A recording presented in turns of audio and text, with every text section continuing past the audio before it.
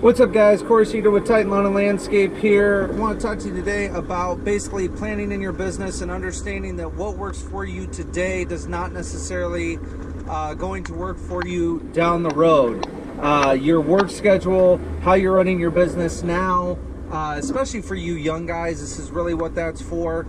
The guys that are younger in their 20s starting their business up, you got to realize that life's going to change, your goals are going to change, your lifestyle is going to change, and you really just have to understand that how you're running your business today is not going to work for you down the road. Now, what do I mean by that? So everybody that started a lawn care business from nothing understands you have to grind day in, day out. You're just literally out there scrapping up business, picking up customers, just trying to scrape and get by, right at the beginning. You don't really know what's normal, you don't know what's abnormal, you don't know what customers will pay, what they won't pay. I've been there. I started my business with a snowblower, so I've been there. I understand that. But the thing I want you guys to understand is, especially you guys in your 20s, say you're early 20s, mid 20s, and you're starting your business up, you're a solo guy, you're out there, you're picking up business, things are going great. That's amazing. But you've got to understand that at some point, that grind is not going to work. So fast forward 10 years, you're now early 30s, mid 30s, you've got a wife, you got some kids, and guess what? You're going to want some freedom, and you're probably going to need to make more money and be able to make more money to live off of. You're going to have a house, you're going to have kids, you're going to have cars. I mean, all this stuff that you didn't have when you started your business, you're going to start to accumulate. And if you are still kind of stuck in that owner-operator role 10 years down the road, it may work for you, but it may not. I mean, you're going to want some freedom. You're going to want to go on vacations. And that's why I really stress why it's so important to be able to figure out a way to step out of the labor role and move into the management role. For example, I started with a snowblower, no employees. Now I run anywhere from 8 to 10 employees. I've got an office manager that handles my office, and I have a bookkeeper that handles basically kind of the CFO role. So that allows me, since I'm not producing the work, I'm still managing it. I'm still in the business every day. I meet with customers. I meet with my crews, but it allows me freedom. So next week I'm taking off to go to Utah for a few days. In a month I'm going on a cruise. But the thing is, I built the business in a way that the business still runs when I'm not there. I don't take Thursdays and Fridays off and not make any money. We're still making the same exact amount of money whether I was there or I was not there. I just rearranged my schedule. So I just want you guys to think about in the future as you grow your business and what you're wanting. You just got to understand that if it's great now being single, you're making money, and you're running 60, 70, 80 hours a week, maybe not 80, I don't know, some of you guys probably do. It's fantastic, and you've got to do that to build the business. But at some point in your lifetime, in your career as a business owner, that grind is going to just get old, and you're going to want to move on to the next step. I'm not saying you work less, but you need to figure out a way to build yourself freedom into the business where you can make money when you are not necessarily working. That's called passive income, and that's what a lot of business owners, the really good ones, that's what they build, is they build turnkey operations that run without them there. And lawn care is very hard to build a turnkey operation because it's not plug and play. It's not a McDonald's. It's not a Burger King. It takes people, and it takes people to produce, and every day is different and every job's different. But if you can get a way to where you get your processes honed down, it starts with profit. It starts with knowing your numbers. So number one, you got to know your profit margin, your gross profit numbers, your expense load, your net, and your debt service. That's critical. Once you know those components, you can start adding an office manager. You can start adding crew leaders. You can start adding crews. But just because you're adding business and revenue doesn't necessarily mean you're making money So the first thing is just knowing your numbers.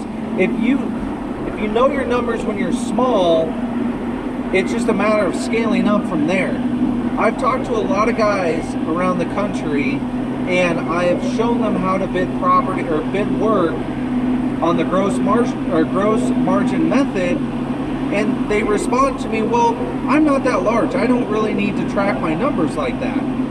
And it's kind of one of those things where saying that is an issue, because if you don't start tracking everything when you're small, you can't make the financial decisions while you're small to climb to the next level and get larger in your business and really start to leverage yourself. You know, there's something to be said about knowing your numbers, knowing your profits, and then making the right business decisions. So the reason I'm so big on numbers is once you know your numbers, you can start making those decisions. And back to what we were talking about is understanding that what works now for you isn't going to work in the future.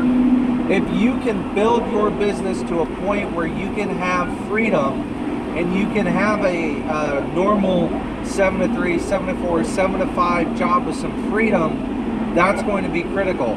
Because if you cannot step out of that solo operator position in your business, you're always going to be stuck in the hamster wheel. Now guys, there's nothing wrong with being a solo operator. There's nothing wrong with being a solo operator if you're totally fine with that. If you're fine with that lifestyle, if you're okay with the limited income and the limited ability for freedom. If you don't work a day, you don't make money.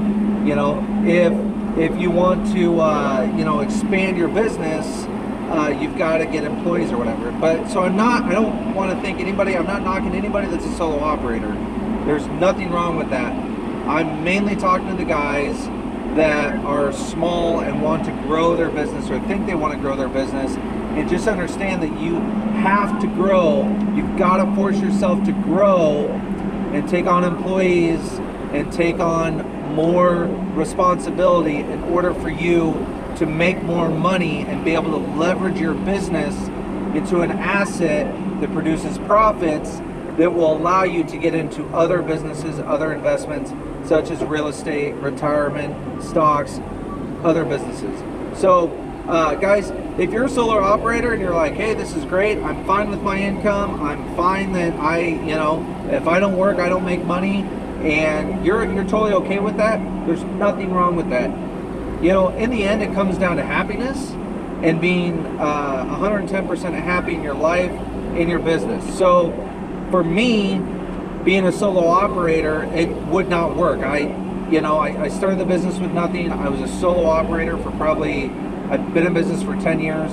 I was probably a solo operator for the first 2, maybe 3, and then I had picked up enough business to start hiring crews and managing crews. Now, for me, the business has always been about building an asset, and 2, an asset that returns, gives you a good return, but also building a business that gives you freedom to travel when you want to travel, freedom to get into other businesses.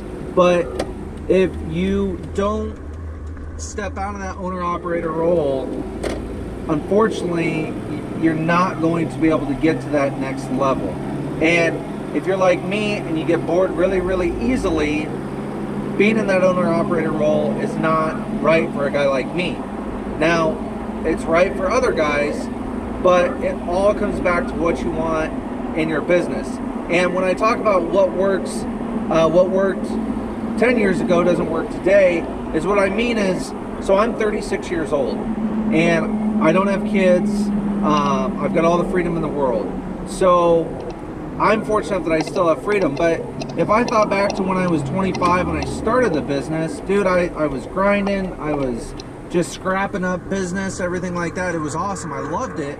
But if I was still on the mower, me, maybe another guy, just a solo operator out there trying to grind and hustle 10 years later, and I had not progressed, I probably would have got out of the business by now. But that's just my personality. So that's just a quick video on my thoughts on, you know, growing your business, knowing that what works for you today doesn't work, you know, isn't going to work for you down the road. You're gonna, you know, your lifestyle is going to change. You're going to add more and more responsibility from a personal standpoint, a business standpoint. So if you guys got any questions, hit me up. Thanks for watching. Appreciate it. Have a great day.